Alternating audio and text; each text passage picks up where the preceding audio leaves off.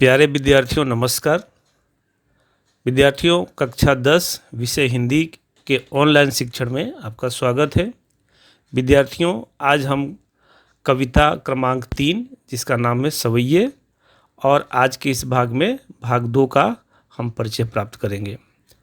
विद्यार्थियों इसके पहले हमने भाग 1 पढ़ लिया है और पूरी इसकी जानकारी प्राप्त कर लिया है और मुझे पूरा विश्वास है कि आपको जो है पूरा समझ में आ गया होगा। तो चलिए आज भाग 2 में हम सबसे पहले शब्दार्थ देखेंगे और उसके बाद से जो है उसका भावार्थ देखेंगे। तो चलिए आगे देखते हैं शब्दार्थ और उसका भावार्थ। विद्यार्थियों ये सवैया 3 सबसे पहले इसका शब्दार्थ हम समझ लेते हैं।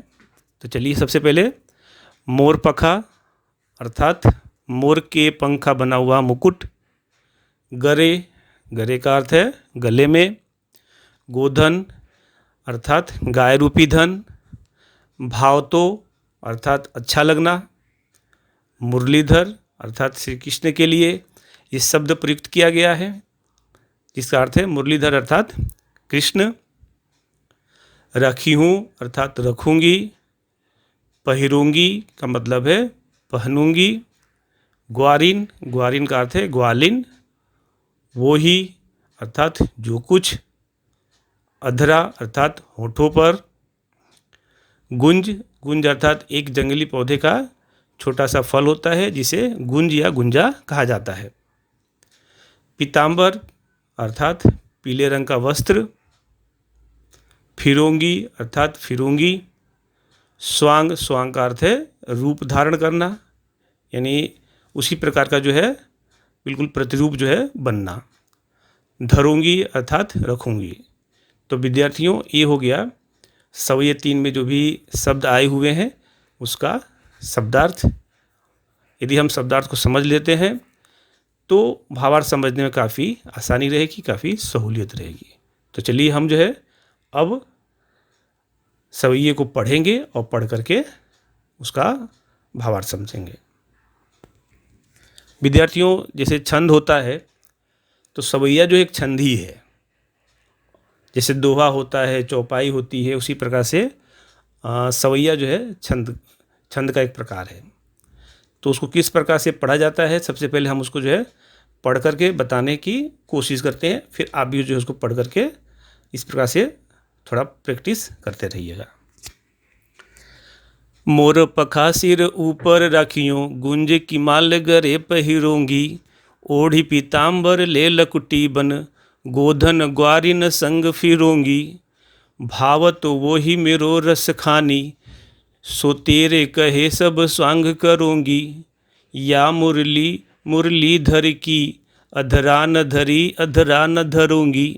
तो इस प्रकार से यहाँ पर जो है गोपियाँ जो है कह रही हैं कि श्री कृष्ण जो है जो कुछ भी जो वस्त्र धारण करते हैं वो तमाम प्रकार के जो है वो वस्त्र धारण करना चाहती हैं। तो इसको जो है रसखान जी ने बहुत ही सुंदर ढंग से प्रस्तुत किया है।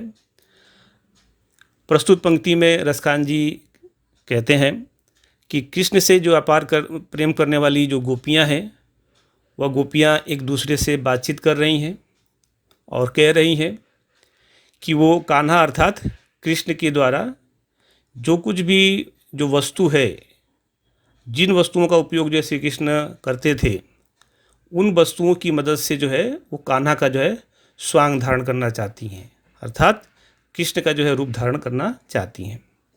गोपियाँ साथ में ये भी कह रही हैं कि वो सभी प्रकार के जो है स्वांग धरना चाहती हैं परंतु एक चीज़ जो है धारण करना नहीं चाहती हैं और वो है श्री कृष्ण की जो मुरली या बांसुरी।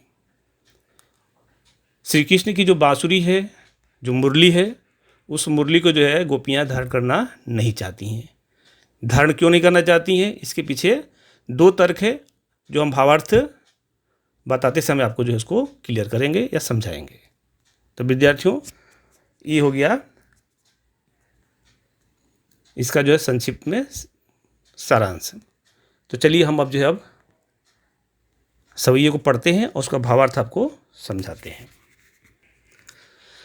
विद्यार्थियों एक एक जो है लाइन है उसको लाइन को हम पढ़ेंगे और उसका भावार्थ समझाएंगे और आप जो है अच्छी तरह से समझने की कोशिश करिएगा। मोर पखा सिर ऊपर रखियूं, गुंज की माल गरे पहिरूंगी। विद्यार्थियों, गोपियाँ जो है आपस में, एक गोपी दूसरे गोपी से जो है बातचीत कर रही है, कह रही है, और गोपी कह रही हैं एक दूसरे से कि वो अपने सिर पर जो है श्री कृष्ण की तरह मोर पंख से बना हुआ मुकुट धारण करना चाहती हैं, क्योंकि श्री कृष्ण भी जो है अपने मुकुट में मोर का जो है पंख धारण करते थे। इसलिए गोपियाँ भी मोर पंख से बना हुआ जो मुकुट है वो पहनना चाहती हैं या उसको धारण करना चाहती हैं। और गुंज की माल गरे पहिरोंगी, और अपने गले में गुंज की माला भी पहनना चाहती हैं। ओढ़ी पीताम्बर ले लकुटी बन, गोधन ग्वारिन संग फिरूंगी। और गोपियाँ कह रही हैं कि जिस प्रकार से श्री कृष्ण पीताम्बर धारण करना चाहते थे या धारण करते थे, ठीक उसी प्रकार से जो है गोपियाँ भी श्री कृष्ण के समान पीला वस्त्र धारण करना चाहती हैं या पहनना चाहती हैं, और अपने हाथों में लाठी लेकर के वह वन वन ग्वालों के संग जो है गाय चराना चाहती हैं। जिस प्रकार से जो है कृष्ण जो है अपने छोटी सी लखुटी लेकर, लाठी लेकर के ग्वालों के साथ जो है गाय चराने जाते थे, उसी प्रकार से गोपियाँ भी गाय चराने जाना चाहती हैं। तो विद्यार्थियों, मुझे विश्वास है कि आपको जो है समझ में आ रहा होगा। तो चलिए आगे देखते हैं। भाव तो वो ही मेरो रस खानी, सो तेरे कहे सब स्वांग करेंगी। अर्थात गोपियाँ कह रही हैं कि कृष्ण हमारे मन को बहुत जो है भाते हैं, अर्थात कृष्ण हमें बहुत अच्छे लगते हैं, और इसीलिए हम लोग जो है तुम्हारे जैसा, मतलब कि कृष्ण के जैसा जो कुछ भी जो धारण करते हैं, जो स्वांग रचते हैं, वो सब प्रकार का जो है स्वांग करना चाहती हैं। और फिर कहते हैं, या मुरली मुरली धर की, अधरा न धरी अधरा न धरूंगी। और गोपियाँ साथ में ये भी कह रही हैं कि जो कृष्ण जो है सभी प्रकार के जो वस्त्र धारण करते हैं, जो भी श्रृंगार जो है धारण करते हैं, जो भी वस्त्र आदि धारण करते हैं, वो सब प्रकार के जो है वो स्वांग रचना चाहती हैं, सब प्रकार के जो है वस्त्र जो है धारण करना चाहती हैं।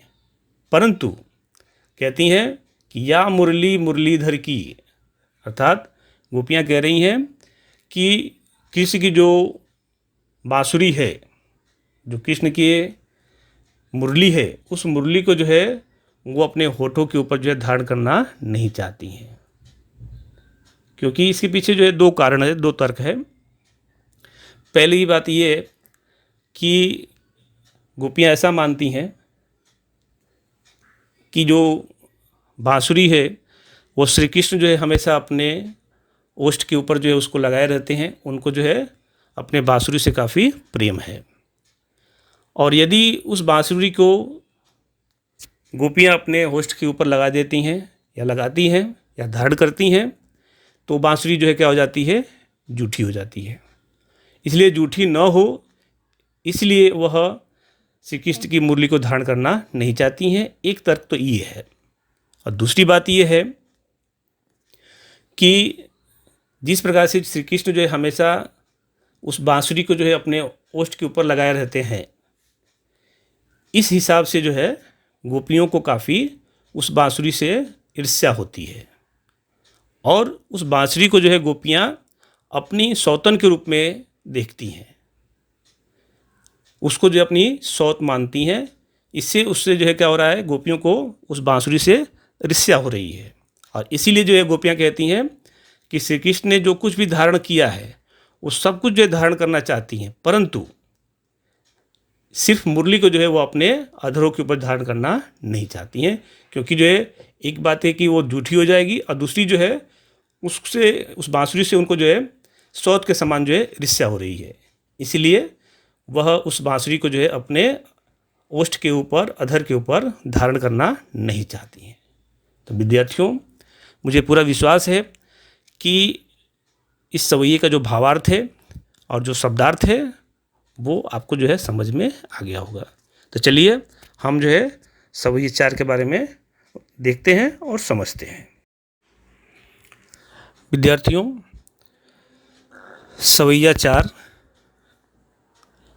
इसका भावार्थ समझने से पहले इस सवैये में जो भी शब्द आए हुए हैं उसके अर्थ को समझ लेते हैं। तो चलिए सबसे पहले हम इसका शब्दार्थ समझते हैं, शब्द के अर्थ को समझते हैं। सबसे पहले काननी। काननी का अर्थ है कानों में, रहिबो रहूँगी, बजइए बजाएंगे, अटा अटारी या अटालिका या ऊंचा महल, गई हैं गाएंगे, काल्हई कल, वा वह या उसके, दे दे करके, धुनी अर्थात धुन, मोहनी मोह लेने वाली, गोधन व्रत क्षेत्र में गाए जाने वाला एक प्रकार का लोकगीत, टेरी पुकार कर या बुलाना, समझे अर्थात समझाएंगे, संभाली संभाली या संभालना, अंगूरी अर्थात उंगली, मंद अर्थात मधुर स्वर में, ताननसो तानों से या धुनों से, सिगरे सभी या सारे, मायरे हेमा न जई है नहीं जाऊंगी। तो विद्यार्थियों, ये हो गया सवैये 4 में जो भी शब्द आए हुए हैं उसका अर्थ। तो चलिए आपको जो है इस सवैये छंद को गाकर सुनाने का कोशिश करते हैं। आप भी जो है इसको गाने की कोशिश करिएगा। तो चलिए। काननी दे अंगुरी रहिबो, जब ही मुरली धुनि मंद बजई है, मोहनी ताननी सो रस खानी, अटा चढ़ी गोधनी गई है तो गई है, टेरी कहूँ सिगरे ब्रज लोगनी, कालही कोऊ कितनो समझई है, माई रे वा मुख की मुस्कानी, संहारी न जई है न जई है न जई है। तो विद्यार्थियों, ये हो गया सवैया छंद गाने का लय। तो सबसे पहले इस 4 लाइन में जो इसका संक्षिप्त भावार्थ है मैं आपको जो है समझा देता हूँ। प्रस्तुत जो पंक्ति है इसमें रसखान जी ने बहुत ही सुंदर ढंग से जो है प्रस्तुति किया है, जिसमें गोपियों का कृष्ण के प्रति प्रेम को जो है वर्णन किया गया है। सबसे पहले इसमें गोपी जो है, एक गोपी जो श्री कृष्ण के मुस्कान पर और उनकी बांसुरी की आवाज़ पर बिल्कुल आसक्त हो चुकी है, मोहित हो चुकी है, और इतना आसक्त हो चुकी है कि उस आवाज़ को सुन कर के और श्री कृष्ण की मुस्कान को सुन कर के वह खींची चली आती है। और तब जो है यह प्रस्तुत पंक्ति जो है गोपी के माध्यम से कहा गया है। तो चलिए एक एक लाइन का जो है अर्थ हम समझते हैं। काननी दे अंगुरी रहिबो, जब ही मुरली धुनि मंद बजई है। कवि रसखान जी कहते हैं कि श्री कृष्ण की मुरली की जो मधुर आवाज़ है, मधुर ध्वनि है, तथा श्री कृष्ण की जो मुस्कान है, उस मुस्कान के ऊपर एक गोपी जो है बिल्कुल मोहित हो जाती है, आसक्त हो जाती है, और फिर कहती है कि जब भी श्री कृष्ण जो है मधुर स्वर में अपनी मुरली बजाएंगे तब मैं अपने कानों में उंगली डाल लूँगी, जिससे मैं उस मधुर आवाज़ को जो है सुन न सकूँ। मोहनी ताननी सो रस खानी, अटा चढ़ी गोधन गई हैं तो गई हैं। और गोपी जो है कह रही है कि श्री कृष्ण जो है भले ही ऊंची ऊंची अट्टालिकाओं पर, ऊंचे महलों पर चढ़ कर के कृष्ण जो है भले गोधन गाते रहें, गीत गाते रहें, मैं उससे जो है बिल्कुल बेअसर रहूँगी, मैं उसको जो है बिल्कुल सुनूंगी नहीं, क्योंकि जो है मैंने अपने कानों में अंगुली डाल ली है, इसलिए मुझे किसी प्रकार की कोई भी मधुर आवाज़ सुनाई देगी नहीं। टेरी कहूँ सिगरो ब्रज लोगनी, काल्हूँ को कितनो समझई है, और गोपी जो है कह रही है कि मैं व्रज के लोगों से चिल्ला चिल्ला करके कहना चाहती हूँ कि वह कल को मुझे कोई कितना भी समझाए लेकिन मैं समझने वाली नहीं हूँ। माई रे वाह मुख की मुस्कानी, संभारी न जई है न जई है न जई है। तो विद्यार्थियों, यहाँ पर गोपी कह रही है कि श्री कृष्ण की जो एक मुस्कान है, उस मुस्कान पर मैं अपने वश में रह पाती नहीं हूँ या रह सकती नहीं हूँ। और श्री कृष्ण की जो मधुर मुस्कान है, उस मधुर मुस्कान का जो प्रभाव है, जो असर है, जो जादू है, वह मेरे ऊपर अवश्य दिखाई दे रहा है और उस जादू का असर जो है मेरे ऊपर चल गया है। इस प्रकार से विद्यार्थियों, प्रस्तुत पंक्तियों में श्री कृष्ण की जो मधुर मुस्कान है और श्री कृष्ण की जो बांसुरी की मधुर आवाज़ है, उस मधुर आवाज़ को सुन करके एक गोपी जो है बिल्कुल आसक्त हो चुकी है और मोहित हो चुकी है। इस प्रकार से जो है यहाँ पर श्री कृष्ण की मधुर बांसुरी की आवाज़ और श्री कृष्ण की मधुर मुस्कान के बारे में एक गोपी के माध्यम से जो है यहाँ पर प्रस्तुति की गई है, और जिसको जो है कवि रसखान जी ने बहुत ही सुंदर ढंग से जो है प्रस्तुत किया है। तो विद्यार्थियों, यहाँ पर जो है यह सवैया चार, जिसका शब्दार्थ भी हमने समझ लिया है और उसका भावार्थ भी हमने समझ लिया है। तो मुझे पूरा विश्वास है कि विद्यार्थियों आपको जो है यह भावार्थ जो है अच्छी तरह समझ में आ गया होगा। इस भाग में इतना ही। अगले भाग में हम जो है इस कविता 3 का जो है भावार्थ के साथ साथ जो है जो उसका प्रश्नोत्तर है वो भी आपको जो हम करवा देंगे। तब तक के लिए धन्यवाद।